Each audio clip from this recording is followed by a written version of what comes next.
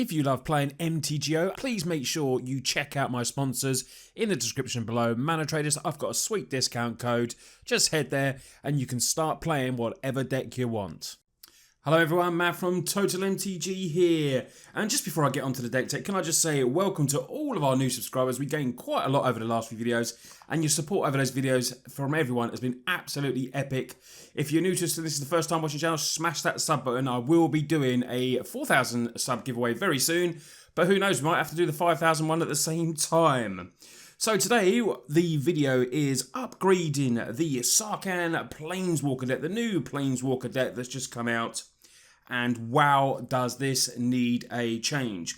Now, this is basically going to be a completely different deck because it needs such an upgrade, this deck. Sarkhan, obviously, is all about dragons. And I think this had a total of maybe 4 dragons in a dragon deck. It had, cards that were wizards. It had a golem in it. It had a ogre warriors. Ogre, I said that right, not ogre this time. Goblins, it had a minotaur, a single minotaur. The deck was just completely everywhere.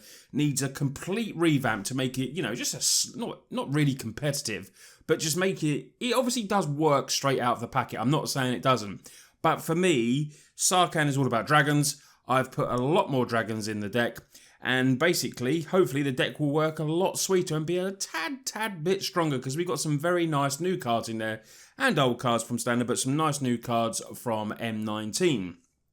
So, let's start off by looking at the deck. What I will say is that in the description below, I will have all the cards that I've taken out, and obviously have the new deck list as well, so make sure you go and check out that in the description. But we're going to start off by looking at the creatures. Now, we have 16 creatures in total, starting off, the one that was one originally in the deck, which is Sarkhan's Whelp. It's a 3-drop, it is a dragon, it's a 2/2 dragon that flies, obviously. Whenever you activate an ability of a Sarkhan Planeswalker, the Whelp deals 1 damage to any target you want, so it can hit player, creature, Planeswalker, whatever you want. Now, I've added more Planeswalkers into the deck, but not obviously the one that you get with the deck, but the new one, which is Sarkhan Fireblood, which you'll see later. But this is a nice 3-drop. And obviously, we hopefully be activating some Planeswalkers, so it might be able to do a bit of damage. Plus, it's just a 2/2 flyer, which is nice. The one creature that I have, which is a non-dragon, which is a Hellion. It's a 7/3. It's Inferno Hellion. It costs 4. It has trample, so it's gonna, it's good for red. It's got the evasion of going over the top. At the beginning of each end step, if Inferno Hellion attacked or blocked this turn, its owner shuffles it into their library. Now, this is there literally for an enchantment that we will have that you'll see very soon. That is to do with Sarkhan. You're probably guessing what it is straight away, but I wanted something with 7 power. There was no dragons with 7 power that I could find anyway, and if there is one, just let me know in Standard. But I did search. Inferno Hellion is going to go in there. It's a 7 dragon. It's not a dragon. Yeah, I know, but it's not. The deck is basically going to be dragons, apart from these 2 Hellions that we need. The next dragon that we have is a Verix Bladewing, 2 double red, legendary creature. We've got just a couple of these. It's a 4/4. It can be kicked as well. So when it ends the battle, if it was kicked, you create Verix Bladewing, a legendary 4/4 red dragon creature token with flying. So potentially late on, this can be very, very good for us. And if not, it's still going to be a 4/4 flying dragon for 4, which is very nice. We got that in there as a 2 of. From the M19 core set, this deck had 1 of these in there, so we've upped it to 3 now. Demanding Dragon, 5/5 flying dragon for 5. When it ends the battlefield, it deals 5 damage to target opponent unless that player sacrifices the creature. So either way, you're going to get benefit out of this. It's really good. Now, we have a lot of instant burn removal in our deck, so hopefully we will be able to keep it clear, possibly. And then Demanding Dragon can come in, maybe do 5 damage to target opponent, which would be really good for us. If not, they may have to sacrifice something, a creature that is very important to them, or just the one creature they have on the board. But Demanding Dragon, 5/5 for 5. 5/5 for fly. I can't say it. 5/5 flyer for 5. There we go. Get your tongue out. Jesus Christ. So Demanding Dragon, a 5/5 flyer 4/5 mana. That was so easy to do. You won't know how many retakes I had to do to get that out, but it's a very nice creature. Along with the best, probably the best dragon in standard for us, which is Glorybringer. 4/4, flying with haste for 5 mana. When it attacks, you can exert it, which means it doesn't untap, but you can do 4 damage to target non-dragon creature an opponent controls. So potentially we can exert it and kill something our opponent does. If not, it's going to be haste and coming down potentially for a quick win. And we do have 4 of these in the deck. Our last dragon is Lathless Dragon Queen. We've got the Dragon Queen in there just as a one-of. It's a 6 mana, 6/6 flyer, obviously. When another non-token dragon enters the battlefield under control, you create a 5/5 dragon creature with flying. It's a token. It is really, really good, powerful effect. You know, we've got plenty of dragons in our deck, but I have found, you know, I originally had 2 of these in there, but I do feel like once you cast this, it generally dies next turn, you know.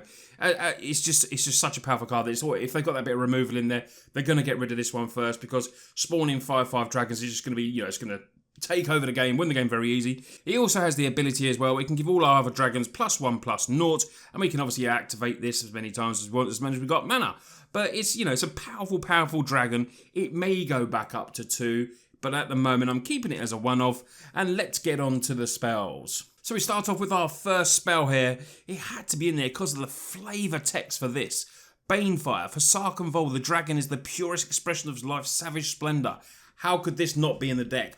Banefire. It should have been in the Planeswalker deck alone. It should have gone in there just for that flavour text. We've got a Banefire in there as a one-of. We've also got, this is what I'm talking about, lots of early removal. So when you're playing the game, hopefully use your removal early on, because obviously the dragons do cost a little bit. Dragons always cost a lot of mana. We've got 4 of Shock, 2 damage to target creature or player. And we also have 4 of Lightning Strike that does 3 damage to target creature or player. So these can obviously be used at the beginning of the game to remove creatures, or they can be used at the end of the game to finish off the games. They're very, very good. The next instant we have, this has been so good, Spitflame. Spitflame deals 4 damage to target creature, and whenever a dragon enters the battlefield, you can pay 1 mana and get it back to your hand from the graveyard. It is so good, and especially obviously in this deck. It's a 3 mana instant. Now originally the deck did have Electrify in it, it does 4 damage, but that does cost 4 mana and hasn't obviously got the ability as well. So Split Flame is going in there straight as a 4 of absolutely epic card for this deck. Like I said, we do, you know, the reason we had that Hellion in there, the big 7, was because we're going to run a couple of Sarkhan's Unsealing. Whenever you cast a creature spell with power 4, 5 or 6, Sarkhan's Unsealing does 4 damage to any target, but whenever you cast a creature spell with 7 or greater, Sarkhan's Unsealing does 4 damage to each opponent, each creature and planeswalker they control. Now, this is, you know, this is a very powerful effect. I kind of think this may be better in a green-red kind of shell, but I couldn't put it in there. It's Sarkhan's Unsealing. We've got lots of creatures there that have this sort of power, and we'd just be doing damage with it. So we're going to try it in there. Very nice card on flavour. Sarkhan's Unsealing goes in as a 2-of. Then we go on to our Planeswalkers. We got 4 Sarkhan Planeswalkers in total. Obviously, 3 of them are Sarkhan Fireblood, 1 double red, the new mythic from, of course, M19. This has been really good. And the first game that I played it, I managed to get to the -7. And to tell you something, making 4 5/5 red dragon creature tokens with flying is an absolute winner. But it's not always guaranteed. A simple fatal push will obviously get rid of one of these. If they've got 2 in hand, maybe 2.